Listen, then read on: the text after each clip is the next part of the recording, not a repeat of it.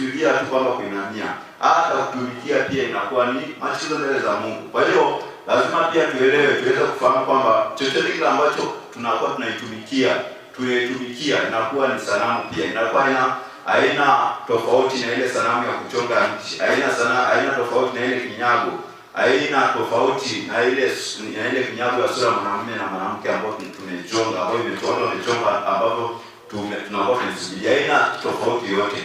Unapoitumikia mali, unakuwa na mali, unapoitumikia hiyo mali kiasi kwamba hiyo mali inakuwa inashikamana na moyo wako, huwezi kufanya jambo lolote, hiyo mali inakuwa inashika moyo wako, hii tayari inakuwa ni sanamu mbele za Mungu. Hiyo tayari inakuwa sanamu mbele za Mungu. Unapokuwa una simu, alafu hiyo simu hiyo simu imekuchukulia muda, unaitumikia hiyo simu kiasi kwamba unakesha usiku mzima unatazama picha ambazo hata wakati mwingine hazifai.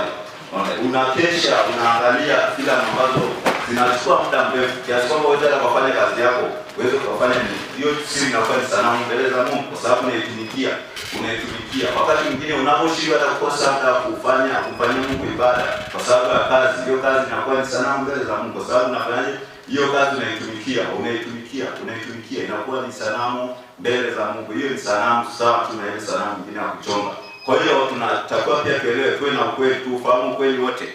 Kwamba tunaposema sanamu tunamaanisha sanamu ya kusujudia, sanamu ya kutumikia, sanamu ya kuchonga, zote ni sanamu mbele za Mungu. Kwa hiyo Kristo hapaswi kusujudia wala hapaswi kutumikia chochote kile.